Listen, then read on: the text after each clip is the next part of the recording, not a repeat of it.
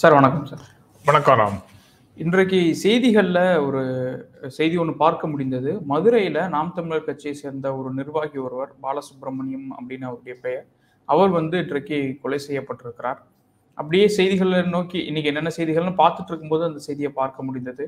அப்படியே கொஞ்ச தூரம் போகும்போது இன்னொன்று பீகார்ல இன்னைக்கு விஐபி அப்படிங்கிற ஒரு கட்சி, அந்த கட்சியினுடைய தலைவரனுடைய தந்தையை அவருடைய வீட்டிலேயே இன்னைக்கு படுகொலை செஞ்சிருக்கிறாங்க. தொடர்ச்சியாக அரசியல் படுகொலைகள் தொடர்பான செய்திகள்ல சமீபங்கள்ல கொஞ்சம் பார்க்க முடியுது. சுதந்திரத்திற்கு பிறகு முதல் படுகொலையாக காந்தி அவர்கள் கொல்லப்பட்டதிலிருந்து இன்றைக்கு வரைக்கும் அரசியல் ரீதியிலான வன்முறைகளும் படுகொலைகளும் என்பது தொடர்ச்சியா நின்றுகிட்டே இருக்கு. இதை பத்தி தான் இன்னைக்கு பேசலாம் அப்படின்னும் இந்த நேர்காணல்ல முயற்சி பண்றேன் சார். முதல்ல இந்த அரசியல் படுகொலைகள் தொடர்பாக உங்களுடைய பார்வை என்ன சார்? ஏன் இன்னும் தொடர்ந்துகிட்டே இருக்கு இப்படியாப்பட்ட படுகொலைகள்? அரசியல் படுகொலையோ அல்லது தனி மனிதர்களுடைய உணர்வுகளின் அடிப்படையில் வரக்கூடிய படுகொலைகளோ, வன்முறைகள் பெரும்பாலும் இல்ல. வன்முறைகள் முழுக்க முழுக்க தடை செய்யப்பட வேண்டியதுதான். அது எந்த பலனையும் தராது. அப்படியே வன்முறை மூலமாக தீர்வு கிடைக்குது அப்படின்னு யாரேனும் நினைச்சா கூட அந்த தீர்வு தற்காலிகமானது, நிரந்தரமானது இல்லை. வன்முறை மூலமாக எட்டப்படுகின்ற ஒரு தீர்வு தொடர்ந்து துன்பங்களை கொடுத்து கொண்டிருக்கும் தீர்வாகத்தான் இருக்கும். ஏன்னா வன்முறை எந்த பிரச்சனையையும் முடித்து வைக்காது. அது தொடர் வன்முறைக்கே இட்டு செல்லும்ங்கிறது தான் வரலாறு முழுக்க தேடி பார்த்தா கிடைக்கக்கூடிய செய்தி. தொடர் வன்முறைக்கு, ஒரு வன்முறைன்னா அதுக்கு வன்முறைக்கு திரும்ப பதில் வன்முறை, பதில் வன்முறைக்கு பதில் வன்முறை, இப்படின்னு அது ஒரு சுழற்சியில தான் போயிட்டே இருக்கும். அந்த சுழற்சிய ஏதாவது ஒரு கட்டத்துல நம்ம உடைக்க வேண்டியது இருக்குது. ஏதாவது ஒரு கட்டத்துல அந்த வன்முறை தீர்வல்ல அப்படிங்கிறத யாராவது ஒருத்தர் கன்வின்ஸ் ஆக வேண்டியது இருக்குது. அதற்கு பிறகுதான் அது நிக்குது. இந்த மாதிரி மிக கடுமையாக நடக்கக்கூடிய அரசியல் வன்முறைகளை நம்ம பிலாசபிக்கலா பேசி சரி செய்ய முடியாது அப்படிங்கிறது உண்மைதான். பட் இது பிலாசபிக்கலான பேச்சு மட்டும் அப்படி இல்லை. இது யோசிச்சு பார்த்தா இதுதான் முகத்தில் அடிக்கிற உண்மையாக இருக்குது. வன்முறை மூலமாக ஆரம்பிக்கிறதுல வன்முறை தீர்வுகள் கிடைக்கிறது இல்லை அப்படிங்கிறது தான். மீண்டும் மீண்டும் மனிதனுக்குள்ள இருக்கக்கூடிய ஒரு மிருக உணர்வுக்கு தீனி போடுற மாதிரி தான் இருக்கு. வழி வாங்குதல் மூலமாக தங்களுடைய பிரச்சனைகளை தீர்த்து கொள்ளலாம் அப்படின்னு நினைக்கிறது ஒவ்வொரு மனிதருக்குள்ளேயும் இருக்கக்கூடிய மிருக உணர்வாகத்தான் எடுத்துக்கொள்ள வேண்டும். அந்த பழி வாங்குதல்ல இருந்து வெளியில வரணும். அதுதான் நாகரிகத்தினுடைய அடையாளம், வளர்ச்சியினுடைய அடையாளம். பல்வேறு அறிஞர்கள், மத ரீதியானவர்களாக இருந்தாலும் சரி, சமூக ரீதியாக இருக்கிறவங்களாக இருந்தாலும் சரி, அறிஞர்கள் பலரும் முன்வைக்கக்கூடியது அந்த மாதிரி உணர்வுகளைத்தான். ஆனால் நீங்க சரியாக குறிப்பிட்ட மாதிரி விடுதலை பெற்ற இந்தியால மகாத்மா காந்தி தொடங்கி இன்று வரை முரண்பாடு கொண்டவர்களை இல்லாது ஒழிப்பது அப்படிங்கிறத நடைமுறையாக வச்சிருக்கிறாங்க.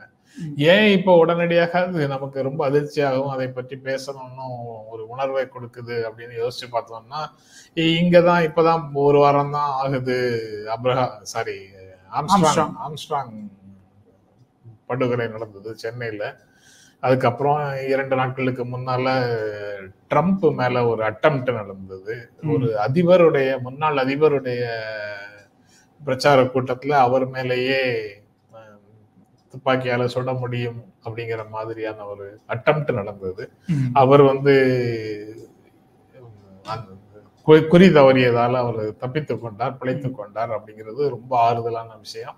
ஆனா அது மீண்டும் மிகப்பெரிய அளவுக்கு இந்த பொலிட்டிக்கல் வயலன்ஸை பற்றிய பேச்சை உருவாக்கிருச்சு. உலகம் முழுக்க அரசியல் களத்துல வன்முறையே கூடாது அப்படின்னு சொல்லி உலக தலைவர்கள் எல்லாரும் பேசியதை 2 நாட்களாக நம்ம பார்த்தோம். அவர்களை பற்றிய செய்திகளை பார்த்தோம். அதெல்லாம் இருக்கக்கூடிய நேரத்துல இன்று மதுரையில பாலசுப்ரமணியன் நாம் தமிழர் நிர்வாகி கொல்லப்பட்டிருக்கிறார்ங்கிற செய்தி வரும்போது அது சற்று கூடுதலான உணர்ச்சிகளை எல்லார் மத்தியிலையும் உருவாக்குது அப்படிங்கிறது உண்மைதான். எல்லா கட்சியை சேர்ந்தவர்களும் இந்த இந்த மாதிரியான விஷயங்கள்ல பாதிக்கப்படுறாங்க. திமுக, அதிமுக, நாம் தமிழர், கம்யூனிஸ்ட் இப்படின்னு எல்லாருமே இந்த மாதிரியான பொலிட்டிக்கல் கிரைம்ல வந்து இறந்து போனவங்களா இருக்கிறாங்க. இப்படி எல்லாமே பார்க்க முடியுது. அப்ப இது யார் ரெஸ்பான்சிபிலிட்டிஸ் எடுத்துக்கிறது? பெரும் அரசியல் கட்சிகள் இதற்கு தார்மீகமாக பொறுப்பெடுக்கிறதா, இந்த சொசைட்டி பொறுப்பெடுக்கிறதா, இல்ல தனிநபர்களுக்குள்ள எழக்கூடிய உணர்ச்சி மிகுந்த அந்த சூழல் அதை பொறுப்பெடுக்கிறதா? இதுல எதை கார்னர் பண்றது? அதாவது அந்த மீண்டும் மீண்டும் பழிக்கு பழி அப்படின்னு போகிறது எங்கிருந்து தொடங்குகிறது அப்படின்னு நம்ம பார்த்தோம்னா, அதுதான் வலிமை அப்படின்னு நினைக்கிறதுல இருந்து தொடங்குது. நம்ம சைட்ல ஒருத்தர் வெட்டிட்டாரு, கொன்னுட்டாரு, பழிக்கு பழி அங்க ஒருவரையோ இருவரையோ கொல்லவில்லை என்றால் நாம் இங்கு பலவீனமானவர்களாக கருதப்படுவோம் அரசியல் களத்துல அப்படின்ற மாதிரி நினைப்புல தான் பழிக்கு பழி அப்படிங்கிற பெயர்ல இரண்டு தரப்புகளும் மாற்றி மாற்றி அரசியல் கொலைகளை நடத்தி கொண்டிருக்கிறத சில மாநிலங்கள்ல பாக்குறோம். அதே மாதிரியான ட்ரெண்ட் தமிழ்நாட்டுல இல்லாம இருந்தது. தமிழ்நாட்டுல அது வந்து தனிநபர் படுகொலைகளாக இருந்ததே தவிர ஏதோ ஒரு பெரிய சிக்கல்ல நம்பிக்கை துரோகம் அல்லது தங்களுடைய ஆதிக்க விரிவாக்கத்திற்கு குறுக்க நிற்கிறவங்க, தங்களுடைய அதிகாரத்துக்கு குறுக்க நிற்கிறவங்க, தாங்கள் விரும்பியபடி விரும்பிய செயலை செய்ய முடியாமல் போவதற்கு மாற்று கருத்துக்களையும் மக்களையும் அணிதிரட்டி நம்ம முன்னாடி வந்து நிற்கிறவங்க அப்படின்னு வெவ்வேறு காரணங்களுக்காக அவ்வப்போது கொலைகள் நடந்தது அப்படிங்கிறது உண்மைதான். பெயர்களை எல்லாம் சொல்லி பேசணும்னு அவசியம் இல்லை. எல்லாருக்கும் நினைச்சு பார்த்தா தெரியும். கடன்னு எல்லார் பேரும் நினைவுக்கு வரும். காலையில் வாக்கிங் போயிட்டு வர்றதுங்கிறது இப்போ இல்லை, சில ஆண்டுகளாகவே அது ஒரு பிரச்சனையாக இருக்கு அப்படின்னு பார்க்கிறோம். இன்றும் அதே மாதிரி ஒரு படுகொலை நடந்திருக்குங்கிறது ரொம்ப பெயின்ஃபுல்லாக இருக்குங்கிறது உண்மைதான். எல்லாருக்குமே வேதனை தரக்கூடிய ஒரு நிகழ்வாக இருக்குங்கிறது உண்மைதான். பட் ஏதாவது ஒரு புள்ளியில அது தொடங்கித்தானே ஆகணும். உலகம் முழுக்க வன்முறை வந்து எந்த விதமான வரலாறை எழுதி வச்சுட்டு போயிருக்குது அப்படின்னு நம்ம பார்த்தோம்னா,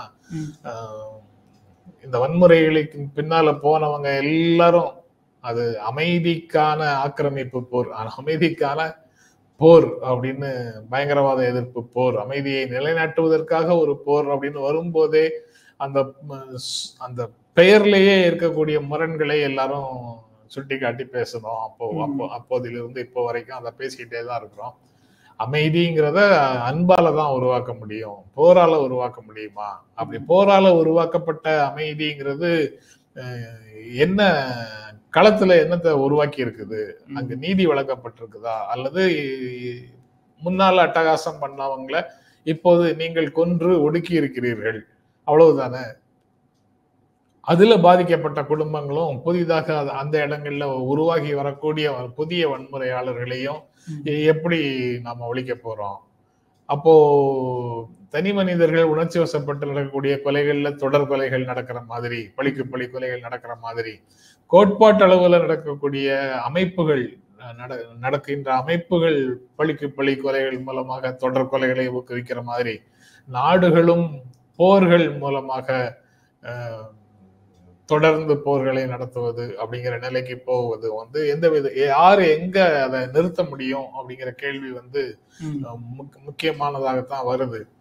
இது எல்லாத்துக்கும் பின்னாலேயே என்ன இருக்கு? மியூச்சுவல் மிஸ்ட்ரஸ்ட், அவநம்பிக்கை. உங்க மேல எனக்கு நம்பிக்கை இல்லை, என் மேல உங்களுக்கு நம்பிக்கை இல்லை. நீங்க செய்யறது எனக்கு பிடிக்கல, நான் செய்யறது உங்களுக்கு பிடிக்கல. அப்போ பிடிக்கல அப்படிங்கிறதுக்கு வேற சொற்களை வச்சு சப்ஸ்டியூட் பண்ணி பார்த்தோம்னா, வேறு வார்த்தைகள்ல அதை விவரிச்சு பார்த்தோம்னா, பிடிக்கலைங்கிறதுக்கு என்ன பொறுப்பு, என்ன வேற வார்த்தை சொல்லணும்னா என்ன சொல்லணும்? ஒவ்வாமை, வெறுப்புன்னு தானே வந்து நிக்குது. அது வெறுப்பும் வன்முறையும் ஒரு காக்டெயிலாக சேரும் போது அது வந்து தீராத ஒரு சுழற்சிக்குள்ள போய் நிக்குது. இந்த மாதிரி இடத்துலதான் இந்த மாதிரி ஒரு சூழல் வந்துவிடக்கூடாதுன்னு யாரெல்லாம் ரொம்ப பொறுப்போட இருக்கிறாங்களோ அந்த தலைவர்கள் தான் இதற்கு எதிராக பேசுறாங்க.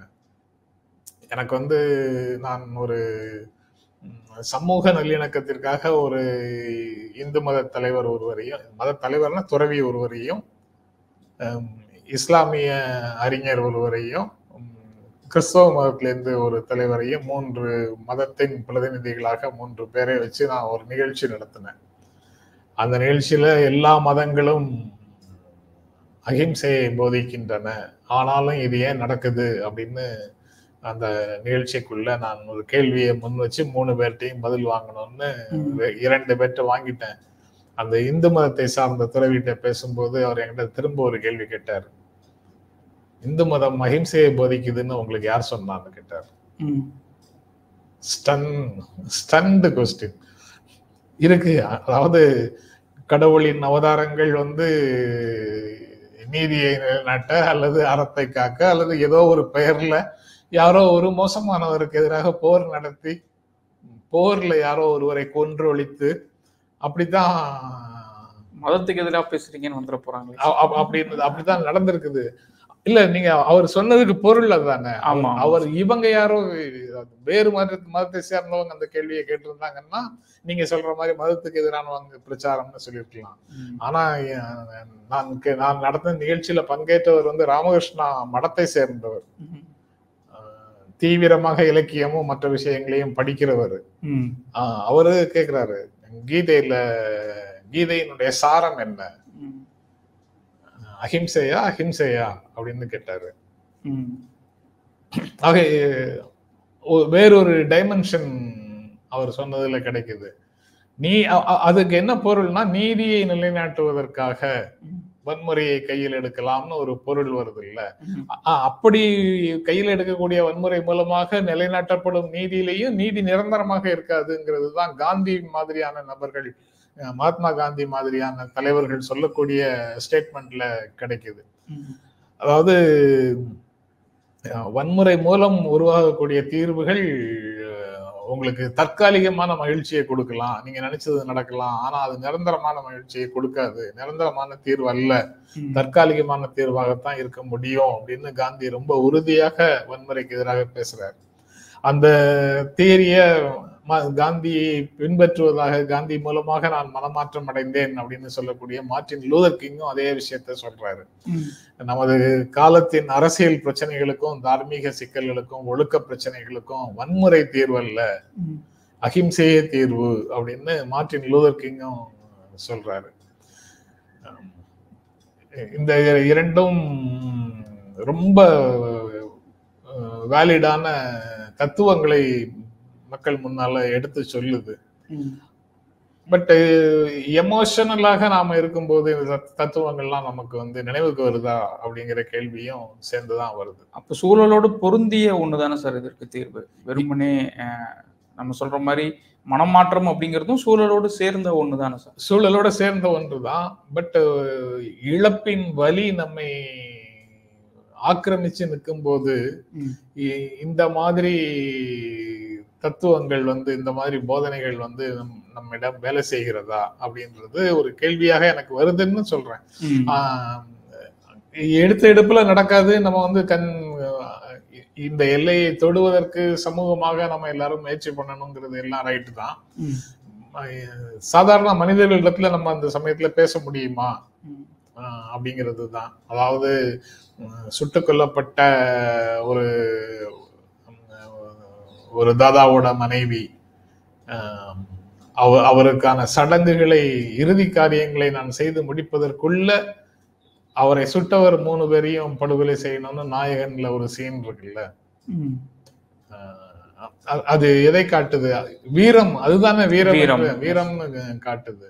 அப்படி அதை மன்னிக்கிறதோ இல்ல வந்து அதை கடந்து வரதோ அது வந்து கொலைத்தனம்ங்கிற மாதிரி, அது கோழைத்தனம் அப்படின்னு ஒரு நேரேட்டிவ் வலிமையானவர்கள் மத்தியில இருக்குது.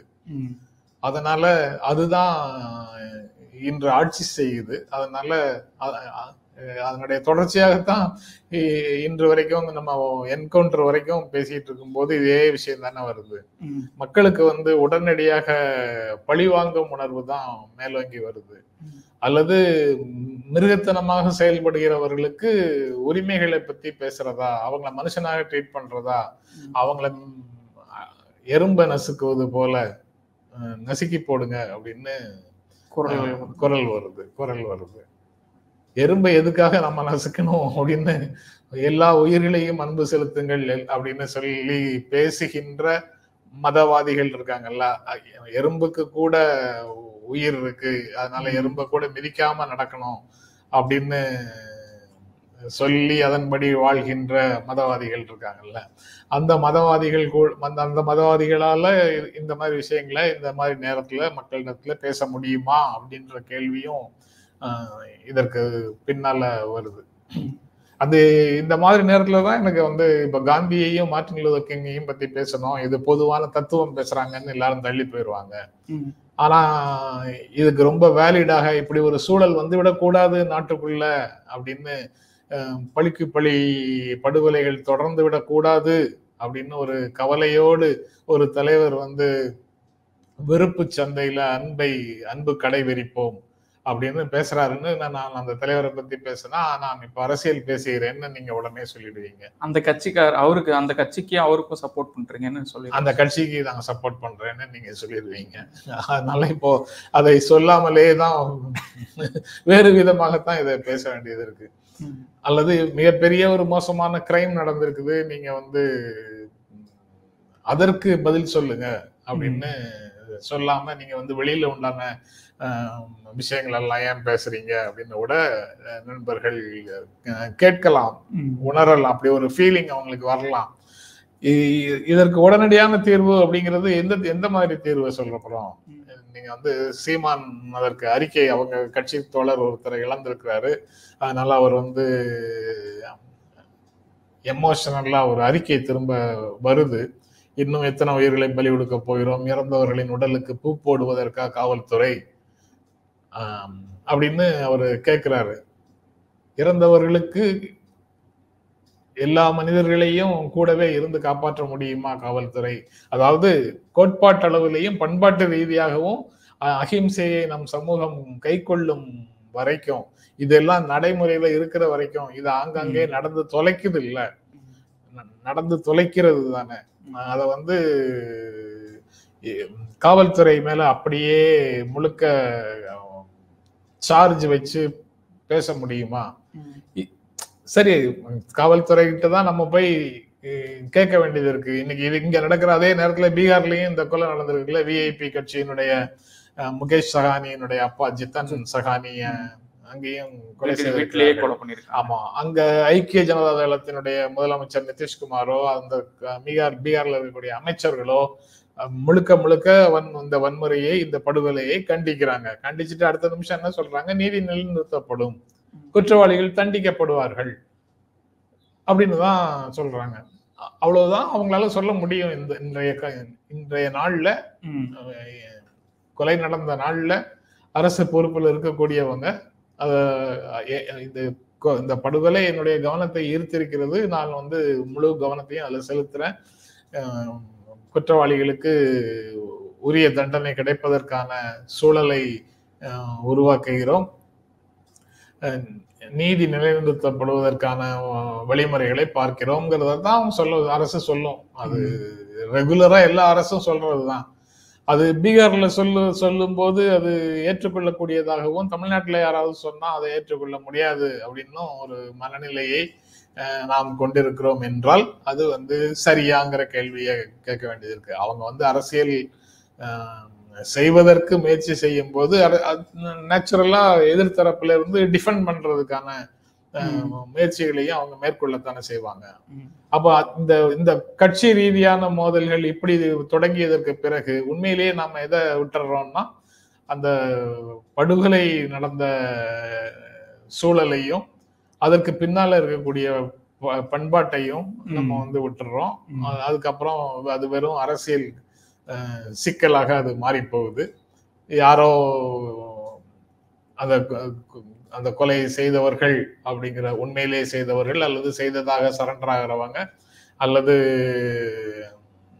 சரண்டர் ஆகலைன்னாலும் யாரோ சிலரை பிடிச்சு அவர்கள் தான் என்று ஒரு ஸ்டேட்மெண்ட் வாங்கி சிறைக்கு அனுப்புனதோட அந்த விஷயங்கள் எல்லாம் முடிஞ்சிருது. மறைந்து போகுது. இன்னொரு பரபரப்பான ஒரு படுகொலை வரும் வரைக்கும் இது வந்து அப்படியே பின்னணிக்கு போயிடுது. இதுதான் இவ்வளவு காலம் நடந்துட்டு இருக்குது. இதுக்கு மாறாக என்ன நடந்திருக்குது? இப்போ வந்து தமிழ்நாட்டுல தொடர்ந்து எல்லா கட்சிகளை சேர்ந்தவர்களும் வரிசையாக மாறி மாறி தேர்தல் முடிஞ்சதுக்கு அப்புறம் பஞ்சாயத்து தேர்தல் முடிஞ்சதுல இருந்து ஏதோ ஒரு வகையில அவர்கள் செய்யும் தொழில் காரணமாக அல்லது அவங்க செய்கின்ற தவறுகளின் காரணமாக எங்கேயோ யாருக்கோ பகையை உருவாக்கி அந்த பகையின் தொடர்ச்சியாக படுகொலைகளும் நடந்துகிட்டே இருக்கு. அது சட்டம் ஒழுங்கு பிரச்சனையானா இந்த இப்போ தொடர்ந்து இந்த மாதிரி சில விஷயங்களை பார்க்கும்போது அது ஒரு புதிய வடிவத்துக்குள்ள போற மாதிரி தான் தெரியுது. அத ஆரம்ப கட்டத்திலேயே அரசும் அரசு அதிகாரிகளும் சரி செய்ய வேண்டும் அப்படிங்கிறது தவிர்க்க முடியாத ஒரு இடத்துல அந்த இடத்துக்குள்ளதான் இருக்கிறாங்க. இதுக்கு என்ன மாதிரி எதிர்வினை ஆற்றுகிறார்கள்னு பார்க்கணும். எதிர்வினை எப்படி ஆற்றுவாங்க? இப்போ 2 நாட்களாக புதிய காவல் அதிகாரிகள் வந்ததுக்கு அப்புறம் 2 என்கவுண்டர்ஸ் நடந்திருக்குது தமிழ்நாட்டுல. அப்போ இதற்கான எதிர்வினை ஒருவேளை அப்படித்தான் வரும் என்றால் அப்போ அதை எப்படி சமூகம் எதிர்கொள்ள போகிறதுங்கிறதும் ஒரு பெரிய கேள்வியாகத்தான் இருக்குது. எப்படி பார்த்தாலும் வன்முறையால முறியடிக்க முடியாது. அது தொடர் வன்முறைக்கே இடம் கொடுக்கும் அப்படின்னு ராகுல் பேசுற மாதிரி தான் நாம் பேசியாக வேண்டியது இருக்கு. மிக்க நன்றி சார். ஏன்னா இந்த பொலிட்டிக்கல் கிரைம் அப்படிங்கிறத தாண்டி பழிவாங்கும் உணர்ச்சி, அதை சார்ந்து எழக்கூடிய சமூக பிரச்சனைகள் எல்லாம் குறித்தும் கொஞ்சம் ஆழமாகவே பேசியிருக்கீங்க. உங்களுடைய நேரத்திற்கு மிக நன்றி சார். ரொம்ப நன்றி ராம். ஆனா நம்ம பேசுறது எல்லாம் வந்து மக்களோட உணர்வுகளுக்கு உணர்வுகளோட ஒட்டி போகுதா அல்லது அவர்களோட உணர்வுகளுக்கு மாறாக இருக்குதா அப்படிங்கிறது ஒரு பிரச்சனை தான். ஆனா அப்படி பார்க்க முடியுமா? ராகுல் பேசுற மாதிரி தான் பேசணும் அப்படின்ற மாதிரி ஒரு பார்வை தான் சரியானதாக தோணுது. வெறுப்பை அன்பு வெல்லட்டும், வேறுபாடுகளை உரையாடல்கள் வெல்லட்டும், வன்முறைகளை அமைதி வெல்லட்டும் அப்படின்னு சொல்றதை தவிர வேற எதுவும் நம்ம கையில ஆப்ஷன்ஸ் எதுவும் இருக்கிறதாக தெரியல. நன்றி, வாய்ப்புக்கு நன்றி. மிக்க மிக்க நன்றி சார். வணக்கம்.